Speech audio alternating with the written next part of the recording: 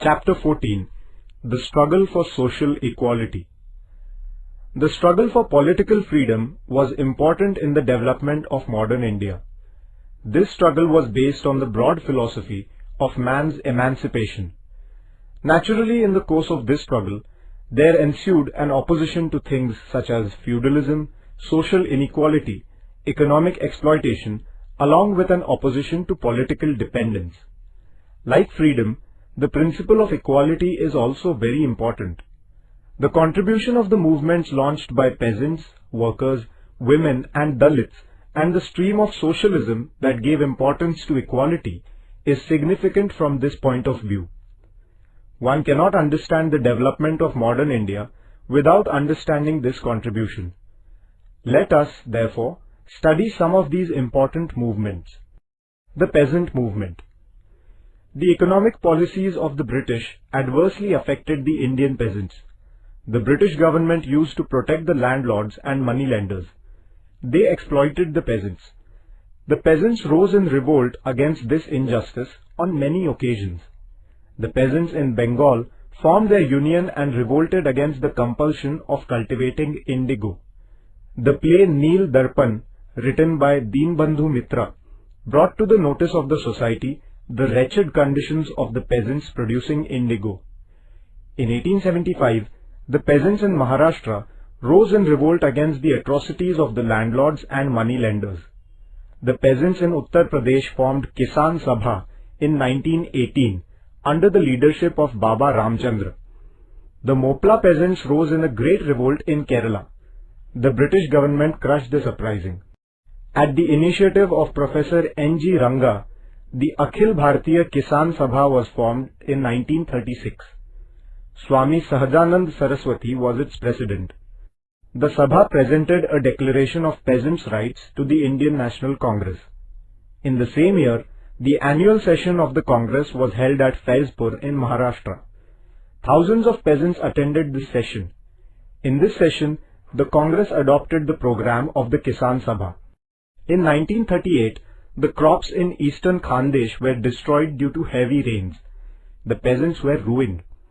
In order to get the land revenue waived, Sane Guruji organized meetings and processions in many places and took out marches to the collector's office. The peasants joined the revolutionary movement of 1942 in great numbers. Workers' unions. Industries like textile mills and railway companies had started in India in the latter half of the 19th century. Though the emergence of the working class had not reached a sizable proportion, efforts were made during this period to solve the problems of the workers. Shashipad Banerjee and Narayan Meghaji Lokhande organized the workers at the local level. Lokhande's contribution to the working class movement was so important that he is described as the father of the Indian workers' movement. At about the same time, an agitation was launched against the wretched conditions of the tea plantation workers in Assam. The workers of the Great Indian Peninsular GIP Railway called a strike for their demands. At the time of the anti-partition agitation, Indian workers had struck their work from time to time in support of Swadeshi. However, there was no large-scale workers' organization to solve the problems of workers. After the First World War, because of industrialization, the working class in India grew in size. This necessitated the formation of a nationwide organization of workers. The All India Trade Union Congress, AITUC, was founded out of this necessity in 1920. The labor leader N.M. Joshi played a major role in the working of the AITUC. Lala Lajpat Rai was the president of the first session of the AITUC. He told the workers to actively participate in the national movement.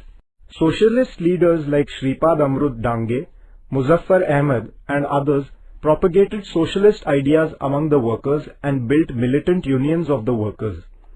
The Mill Workers Union in Mumbai went on a strike for 6 months in 1928.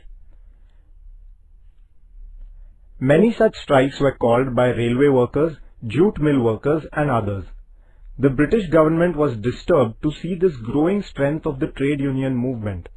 Legislations were made to suppress this movement. The struggle of the trade union movement complemented the national struggle. The socialist movement. Many of the young people in the Congress began to feel that it was necessary to overthrow the British government in order to protect the interests of the common people. They also began to realize that the society should be restructured on the principle of economic and social equality. This awareness resulted in the emergence and growth of the socialist ideology in India. While they were in jail at Nashik, the socialist youths in the Congress decided to form a socialist party within the Congress. As per this decision, the Congress Socialist Party was founded in 1934. It comprised leaders such as Acharya Narendra Dev, Jai Prakash Narayan, Minu Masani and Dr. Ram Manohar Lohia. The Quit India movement of 1942 was spearheaded by these young socialists. Indians began to get familiar to Karl Marx and his communism. Lokmanya Tilak had written an article about Marx as long ago as 1881. After the First World War, influence of communism became noticeable in India. Manavendranath Roy had participated in the international communist movement. In 1925, the Communist Party was established in India. Young communists formed militant organizations of the workers and of peasants. The British government was alarmed by the communist movement. The government decided to crush the movement. Muzaffar Ahmad, Shripad Amrut Dange, Nilkantha Joglekar and others were arrested. They were charged with the planning of a conspiracy to overthrow the British rule. They were given different terms of sentences. This trial took place at Meerut. Therefore, it is known as the Meerut conspiracy case. Even after the Meerut trial, the communist influence on the workers' movement remained constant. Women's emancipation. In the Indian society, women had a secondary status. Due to many evil practices and customs, they were subjected to great injustice. We have studied in the lessons on the Renaissance in India that in the modern age there was an awakening against this injustice. Some men reformers took the initiative in the women reform movement, but in the course of time, leadership provided by women began to emerge. They founded their own independent organizations. The Arya Mahila Samaj and Sharda Sadan founded by Pandita Ramabai and the Seva Sadan founded by Ramabai Ranade are examples of this. Also, the Bharat Mahila Parishad 1904 and the All India Women's Conference 1927 were founded. Therefore, this institutional work reached the national level. Through these organizations, women began to fight for their issues such as the right to inheritance, the right to vote, etc. In the 20th century, women's participation in public life began to increase. Women's participation in the national movement and the revolutionary work was significant. After the introduction of the Act of 1935, women were included in the provincial ministries. After independence, the principle of the equality of men and women had been emphatically stated in the Constitution of India. The Dalit movement. The social structure in India was based on inequality. Social reformers like Mahatma Jyotirao Phule, Narayan Guru brought about the awakening of the people. Following the teachings of Mahatma Phule, Gopal Baba Walangkar and Shivram Janba Kamble worked for the eradication of untouchability. In his book Vitar Vidhwansan, Walangkar presented the deconstruction of untouchability. In Tamil Nadu, Periyar Ramaswamy started a movement for the eradication of untouchability. In the state of Kolhapur, Rajarshi Shahu Maharaj did substantial work for the abolition of caste distinction. Maharshi Vitthal Ramji Shinde started the institution, the Depressed Classes Mission, for the progress of the Dalits. The Justice Party did valuable work in the south. Mahatma Gandhi took up the issue of the eradication of untouchability, thereby trying to remove the injustice inflicted on the Dalits. Under the leadership of Dr. Babasaheb Ambedkar, the Dalit struggle acquired the dimension of a broad movement. Dr. Babasaheb Ambedkar aimed at establishing a society based on the principles of liberty, equality and fraternity. He was convinced that the injustice to the Dalits and inequality would not end unless the caste system was entirely rooted out. Social equality, according to him, is a right of the Dalits. He intended carrying on a movement based on self-respect. It is from this point of view that he founded the Bahishkrut Hitkarani Sabha in July 1924. He inspired his followers with the message, "Get education, get united and fight." Babasaheb Bole got a bill passed in the Mumbai Provincial Assembly whereby the public water reservoirs were to be opened to the untouchables. However, in reality, the water reservoirs remained out of the reach of the Dalits.